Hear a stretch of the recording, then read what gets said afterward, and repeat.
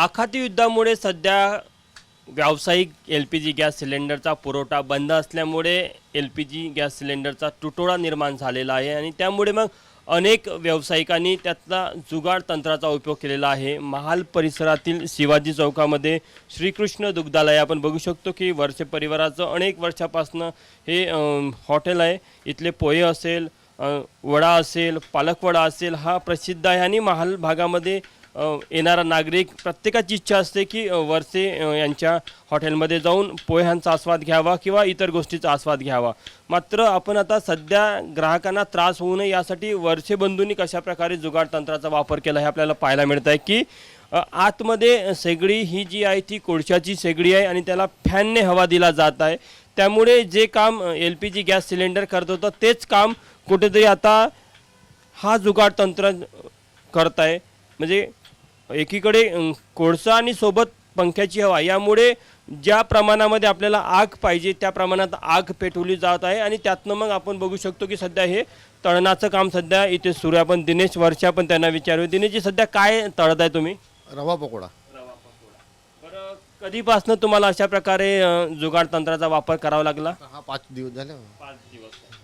त्याचं कारण काय? कमर्शियल सिलेंडर मिळत नाही? सिलेंडर नाही भेटून राहिलाय। आता मला रोजचे 2 सिलेंडर लागतात पण आता मला एक पण नाही भेटला। मग आता त्यामध्ये कोळशाची भट्टी आणली तर त्याच्यावर आता चालू आहे। बरं, कोळशाच्या भट्टीला फॅन लावायची का गरज पडली? कारण अंगार पकडासाठी आपण जसं आता पंखा लावला तर त्या हिशोबाने मग ते अंगार पकडतो ते जसं आपल्याला ज्या ज्या हिशोबाने पाहिजे त्या हिशोबाने। आता मग दिवसभरात किती किलो कोळसा लागतो? किती वेळ तुम्हाला हे सगळं तळण ठेवावं लागतं? 20 किलो जवळपास जाते। कंटिन्यू ही शेगडी चालूच राहते? कंटिन्यू। काय काय तळतात यामध्ये? आता सर्व तळणं चालू आहे। पोहा, चणा रसापासून सर्व। हां, याच्या आधी आलू बुंडा निघाला, भजी निघाले, पालक वडा निघाला। ग्राहक तुटणार नाही किंवा ग्राहक नाराज होणार नाही याची खबरदारी घेतली जाते? ते तर करावंच लागेल। तर आपण बघू शकतो की वर्षे बंधू आहे। वर्षे बंधूचं एक नाव आहे। नागपूरच्या महाल परिसरामध्ये त्यांचं जे हॉटेल आहे ते अनेक वर्षापासून इथे चालतं आणि प्रसिद्ध आहे विशेष करून पोह्यासाठी। आणि वर्षेंचा पोहा म्हटलं की अनेक लोक महालात येऊन त्याचा आस्वाद घेतात। आपल्या ग्राहकांना त्रास होऊ नये आणि ग्राहक तुटू नये यासाठी वर्षे बंधूने आपण बघू शकतो कशा प्रकारे एक वेगळी शक्कल लावलेली आहे।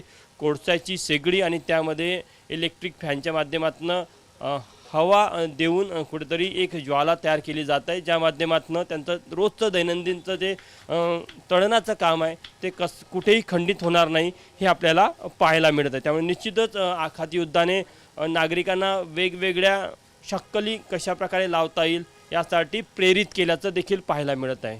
कॅमेरामॅन मिथुन आत्मनेसह तुषार कोहळे, ABP माझा, नागपूर। ABP माझा, उघडा डोळे बघा नीट।